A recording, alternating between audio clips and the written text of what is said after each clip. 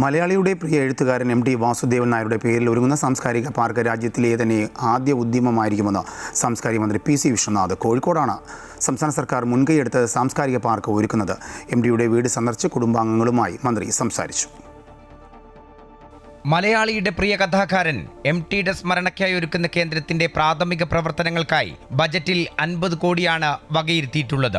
കേവല സ്മാരകം എന്ന നിലയിലല്ല, വിവിധ കലാരൂപങ്ങളുടെ പഠന ഗവേഷണങ്ങൾക്കുള്ള വേദിയായിട്ടാണ് ഇതിനെ ഒരുക്കുകയെന്ന് മന്ത്രി പറഞ്ഞു. ചരിത്ര സാഹിത്യ മ്യൂസിയം, വിശാലമായ library, book shop, art gallery, cinema theatre, എഴുത്തുകാരുടെ ശബ്ദ മ്യൂസിയം എന്നിവയും ഷോർട്ട് ഫിലിമുകളുടെയും ഡോക്യുമെന്ററികളുടെയും ശില്പശാലകൾക്കുള്ള സംവിധാനങ്ങളും ഇവിടെയുണ്ടാകും. വിദേശത്ത് നിന്ന് എഴുത്തുകാരും ചലച്ചിത്ര പ്രവർത്തകരും മറ്റുമെത്തിയാൽ താമസിക്കാനുള്ള ഹോട്ടലുകളും ഗസ്റ്റ് ഹൗസുകളും ഫുഡ് കോർട്ടുമെല്ലാം ഇതോടനുബന്ധിച്ച് ഒരുക്കുമെന്നും മന്ത്രി പറഞ്ഞു. നമ്മുടെ ചരിത്രത്തെയും സാഹിത്യത്തെയും സംസ്കാരത്തെയും എല്ലാം പുതിയ തലമുറയുടെ മുമ്പിൽ അവതരിപ്പിക്കുന്ന ഒരു വിജ്ഞാന അനുഭവമാക്കി മാറ്റുന്ന ഒരു കൾച്ചറൽ പാർക്കാണ്. ഒരു പക്ഷേ ഇന്ത്യയിൽ തന്നെ ഈ രൂപത്തിലുള്ള ആദ്യത്തെ പാർക്കായിരിക്കും എം ടി വാസുദേവൻ നായരുടെ പേരിൽ കോഴിക്കോട് യാഥാർത്ഥ്യമാകാൻ പോകുന്ന കൾച്ചറൽ പാർക്ക്.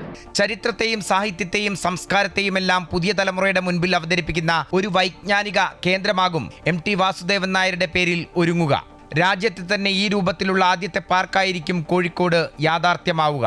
ഉമ്പായിയുടെ പേരിലുള്ള അക്കാദമിയും ഈ സാമ്പത്തിക വർഷം തന്നെ ആരംഭിക്കുമെന്നും മന്ത്രി അറിയിച്ചു.